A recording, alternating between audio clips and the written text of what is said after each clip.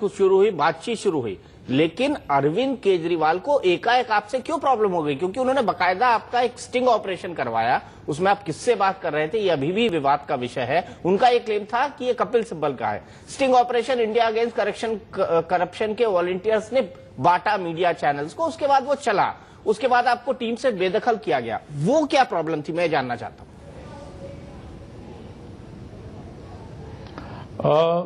Problem तो कुल मिलाकर के ये था कि अरविंद जी को पता नहीं क्या हो गया था, मेरी हर बात को वो काटते थे। जब भी कोर कमेटी की मीटिंग होती तो वो चिल्लाते, बौखलाते और कुछ इस तरह का आचरण करते थे कि मुझे आश्चर्य लगता था कि इस व्यक्ति को आखिर क्या बात है। और वो चाहते थे मैं उनकी हर बात पे हाँ में हाँ मिलाऊं, और मैं ऐसा करने के लिए तैयार नहीं था। मैं अपने स्वतंत्र व्यक्तित्व से जो पिछले 45 सालों से काम कर रहा था, तो मेरे लिए तो ये कोई नया मुद्दा भी नहीं था, कोई नया आंदोलन नहीं था।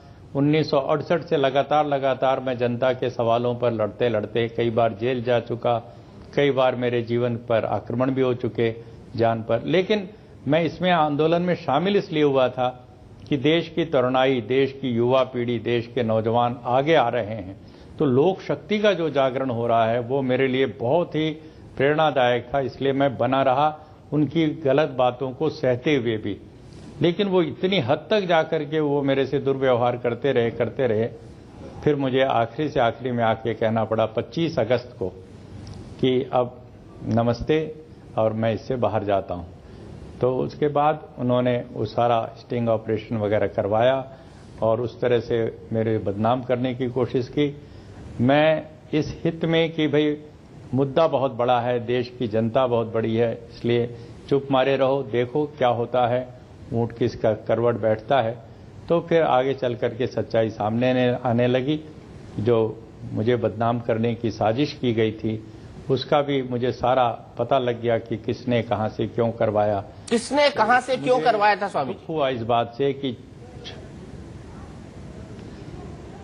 जो मुझे जानकारी मिली दीपक जी, उसके अनुसार तो अरविंद जी और उनके साथी मनीष सिसोदिया जी, इन लोगों ने पत्रकारों से बात कर रखी थी, ये टीवी चैनल वालों से।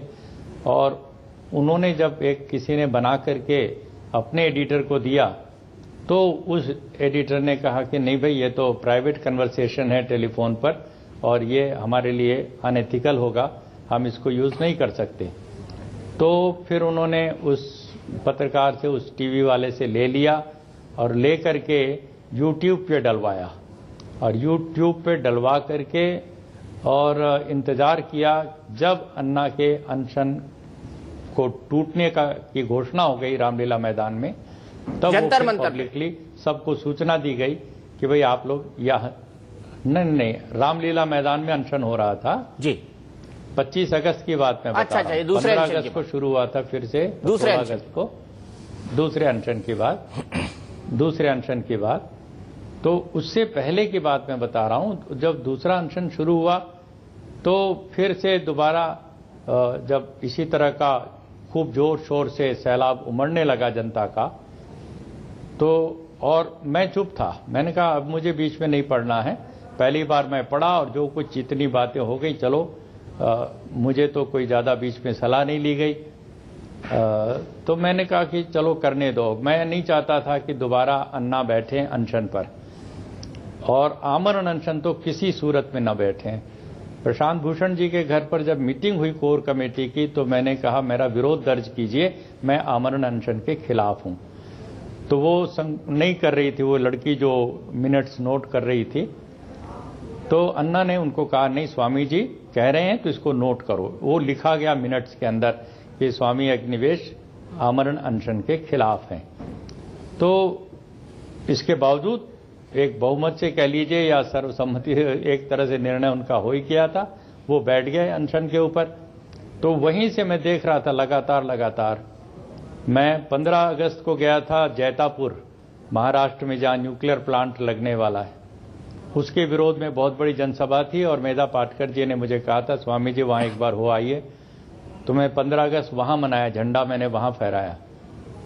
तो 16 अगस्त को जैसे मैं आता हूं तो अन्ना और अरविंद वगैरह उस समय तक गिरफ्तार हो चुके थे। तो उससे पहले 8 या 9 नाम दे करके गए थे अन्ना अपनी तरफ से कि भाई हम लोग जो गिरफ्तार हो गए हैं तो बाकी आगे जो संभालेंगे वो ये लोग संभालेंगे। तो उसमें मुझे नहीं पता था, लेकिन मेरा नाम नहीं था। तो मैं और प्रशांत भूषण पत्रकार सम्मेलन कर रहे थे गांधी पीस फाउंडेशन में, तो किसी पत्रकार ने पूछ लिया कि स्वामी जी ये कैसे हुआ कि आपका नाम नहीं है उन 9 लोगों में। तो मैं तो चुप हो गया, मेरे तो समझ में नहीं आया कि मैं क्या जवाब दूं।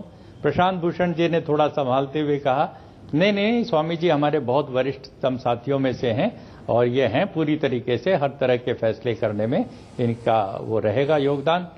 तो ऐसे करके उन्होंने पत्रकार सम्मेलन को तो संभाल लिया। बाद में मुझे एक एक कदम कदम पे लगने लगा कि अरविंद नहीं चाहते थे कि उस आंदोलन में मेरी कोई भूमिका रहे, और अंदर ही अंदर उनके क्या विचार थे मैं नहीं जानता, लेकिन उन्होंने बहुत ज़्यादा मुझे एक तरह अपमानित करने की कोशिश की हर कदम कदम पर, और मुझे बहुत ही कष्ट हुआ। स्वामी जी